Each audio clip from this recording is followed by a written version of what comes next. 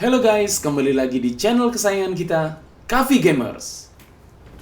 Pada episode kali ini, kita akan membahas mengenai ilmu dasar bermain Marvel Champions Live Card Games atau board game. Ini episode 0 ya, hehe. Nanti akan kubagi menjadi dua part. Yang pertama membahas player atau hero, yang kedua membahas villain atau musuh. Yang pertama yang akan kita bahas adalah men-setup sebelum memulai permainan. Kita setup player, kemudian kita nanti masuk ke player phase. Ya, di sini contohnya ada satu kartu di sini sebagai hero kita, yaitu Tony Stark. Ini yang dinamakan sebagai identity card. Jadi nanti setiap hero itu ada identity cardnya, di mana identity card tersebut memiliki dua form. Yang pertama ini alter ego form, aku deketin ya. Tony Stark alter ego, dan di baliknya itu ada Iron Man sebagai hero form, gitu ya. Kita akan bahas dari Tony Starknya dulu. Tony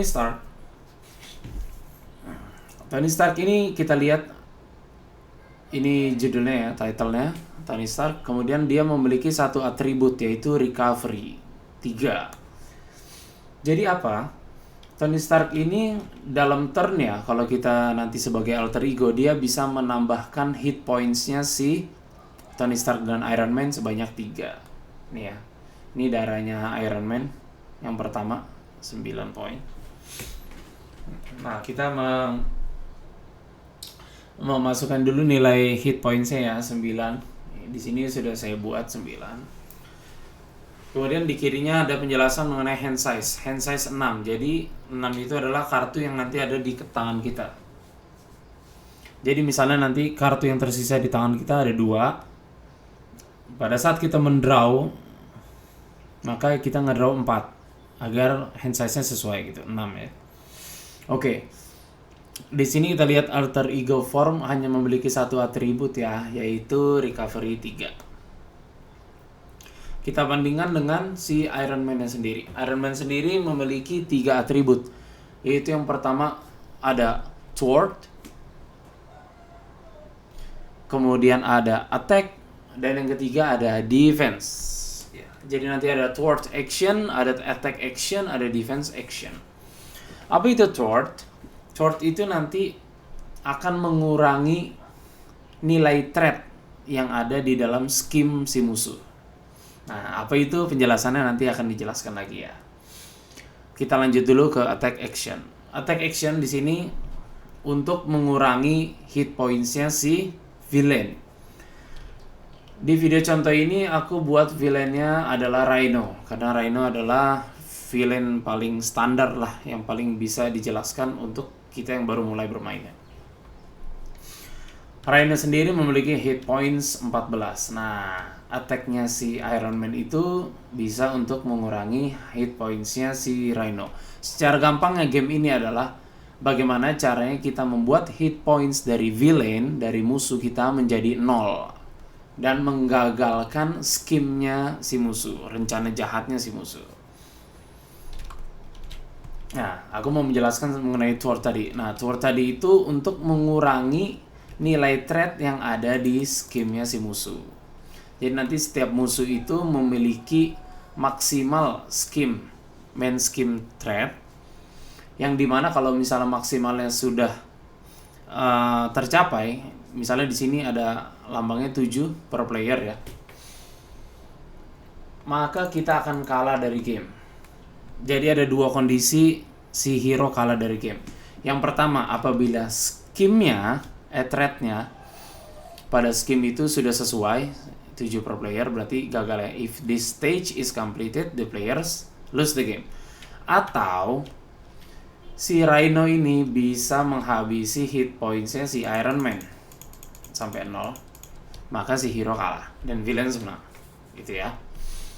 Oke, kita balik lagi ke Iron Man. Iron Man ini jenisnya hero ya, formnya ya. Dan setiap dari kartu itu memiliki ability istilahnya. yaitu penjelasan yang ada di sini yang harus kita baca dan kita gunakan dalam permainan ini. Oke. Kita lihat di sini hand size-nya 1 ya. Beda dengan Tony Stark tadi. Tony Stark itu hand size-nya, biasanya kalau hero itu hand size-nya lebih dikit daripada si alter ego form. Nah, apabila kita menjadi alter ego, maka kita tidak bisa menyerang si villain. Karena dia hanya memiliki atribut recovery aja. Jadi kalau kita berubah menjadi alter ego, kita hanya bisa menambah darah dari hero kita saja. Atau melaksanakan ability yang ada di kartu hero tersebut. Oke, kita balik ke Iron Man. Jadi untuk menyerang musuh, kita harus menggunakan form hero. Karena di sini ada thwart untuk mengurangi threat pada scheme, kemudian ada attack untuk mengurangi hit points dari villain, dan ada defense untuk bertahan apabila villains menyerang kita. Oke, itu sedikit penjelasan mengenai identity card Iron Man dan Tony Stark. Kita berlanjut ke contoh-contoh berikutnya. Ini kalau biru itu biasanya hero card ya, di dalam decknya si hero. Dan kalau kuning itu identik dengan decknya si musuh. Ini ya contohnya ya. Oke, kuning itu musuh biasanya, villain. Nah, kita akan bahas satu persatu jenis dari kartu player. Yang pertama, ada event jenisnya. Event ini biasanya berlangsung 1 turn. Jadi semenjak kartu itu dikeluarkan, maka event itu selesai. Atau sesuai dengan penjelasan ability yang ada di setiap kartunya. Kita lihat di sini, Repulsor Blast. Kita baca di sini penjelasan mengenai kartunya. Kita lihat di kiri atas ada angka 1 ya. Angka 1 ini apa? Angka 1 ini adalah resource yang kita butuhkan untuk mengeluarkan atau untuk memainkan kartu ini ke dalam permainan. Jadi nanti kita harus mengorbankan resource pada setiap kartu. Nih, resource itu bisa dilihat di kiri bawah. Nah, kiri bawah itu ada kotak seperti ini, ada lambang tangan ya. Coba saya tunjukkan kartu yang lain.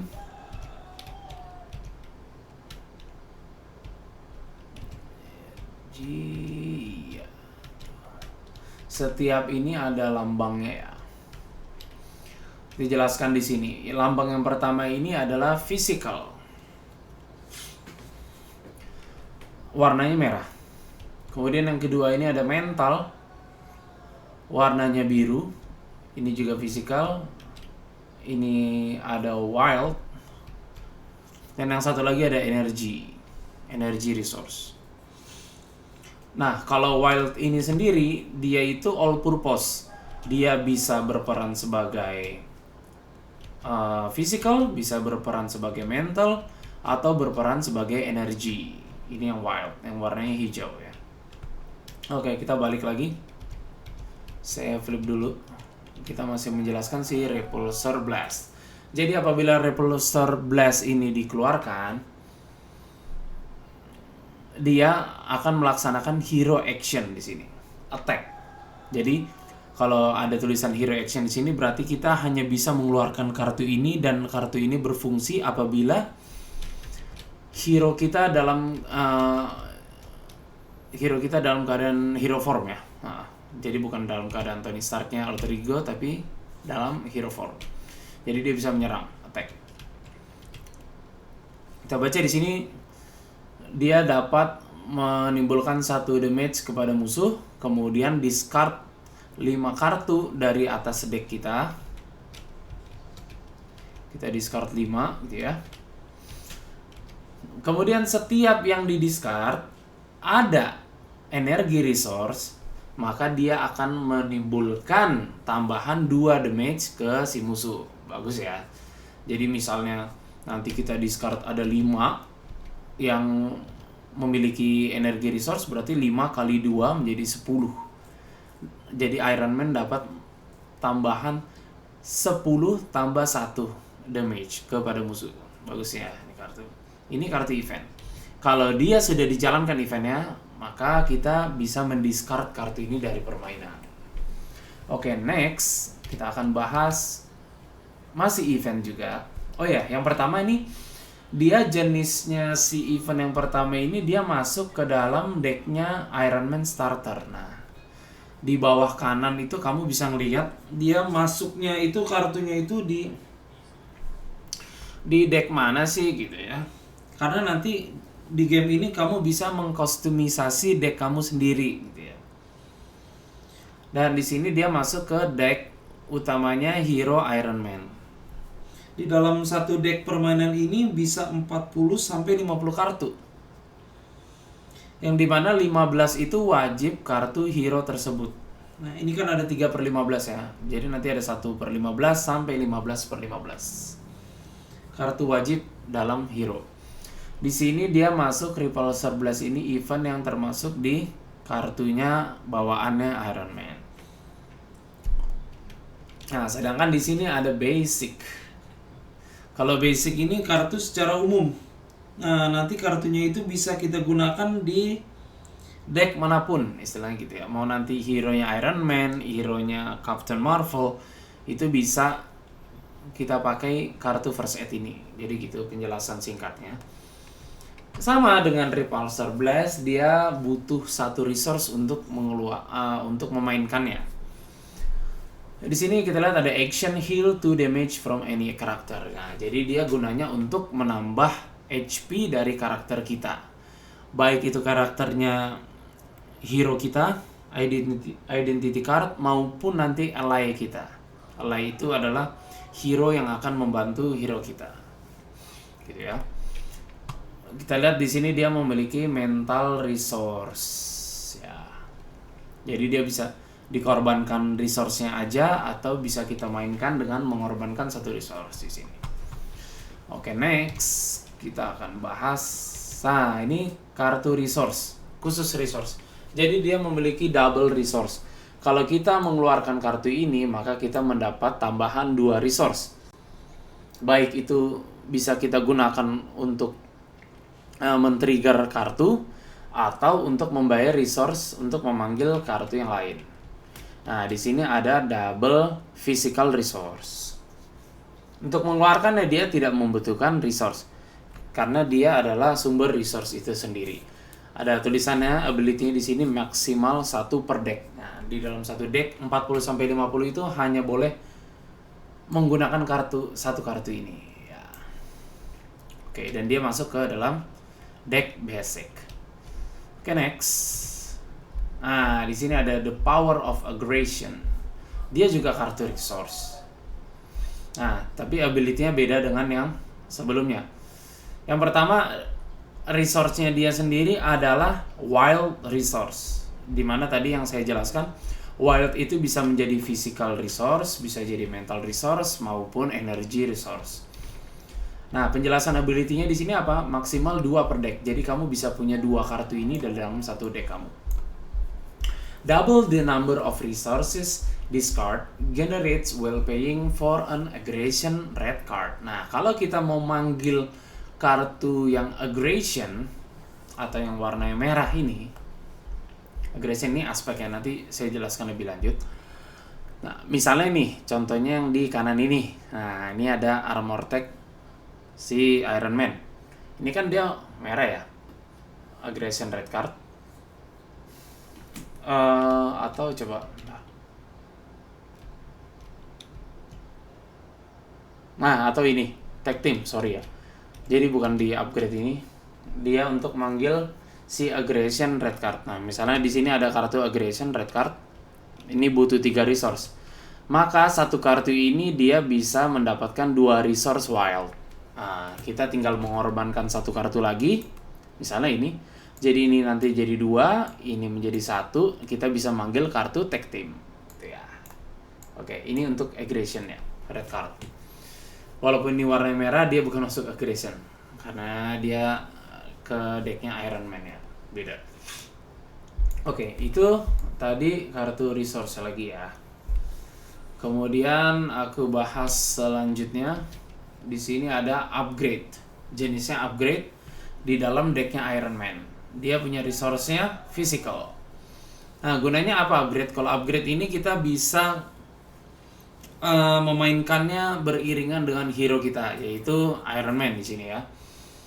Upgrade ini biasanya tidak sekali turn kemudian dia dibuang gitu, selesai. Tapi dia bisa melekat terus kecuali ada ability yang menyuruh dia untuk mendiscard kartunya ya. Nah, di sini ada Hero Action Thwart. Nah, apabila si Iron Man menggunakan Thwart, biasanya untuk mengurangi skim lawan ya. Nah, dia juga bisa bekerja sebagaimana kartunya si hero tersebut. Jadi di sini Hero Action Thwart, dengan kita meng-X-House Mark 5 helmet ini, nah kita bisa menggunakan ability yang ada di sini, yaitu meremove satu threat dari satu skim. Dan kepada setiap skim apabila kamu punya aerial trait. Nah, jadi nanti Iron Man itu punya aerial trait. Oke. Nah, di sini jadi dia bisa mengurangi satu skim lagi apabila Iron Man ingin melakukan thwart, gitu ya. Jadi dia bekerja sebagai action thwartnya si Iron Man. Oke, kita lanjut. Ini yang upgrade ya. Nah, setelah turn selesai, nah upgrade-nya tetap melekat di Iron Man. Jadi dia tidak hilang. Beda sama yang tadi event, dia hanya sekali pakai kemudian kita buang. Oke, kita lanjut ke tag team. Ini support. Nah, tag team kita baca di sini ability-nya uses 3 attack counters. Nah, jadi kita bikin counter hitungan di sini ya. Counter itu hitungan. Kita taruh di sini misalnya. Kita kasih yang ketiga. Nah, jadi dia memiliki 3 counter. Enters play with 3 counters. When those are gone, discard. Nah, apabila counter ini habis, maka kita buang kartu ini dari permainan. Nah, gunanya apa sih counter ini? Nah, actionnya adalah apabila kita meng-X-House si tag team, kita gunakan kartu tag team ini, kita mainkan, maka dia berkurang 1 counter. Ya, counternya tinggal 2, tapi fungsinya apa? Bisa deal 2 damage to an enemy. Jadi kita bisa mengenai musuh 2 damage. Nah, nanti itu karena dia sudah di exhaust, berarti dia hanya bisa dimainkan lagi di turn berikutnya ya, apabila kartunya sudah ready. Apabila ini habis, maka kartu tag team ini selesai. Berarti dia maksimal bisa 3 turn ya. Maksimal bisa 3 turn.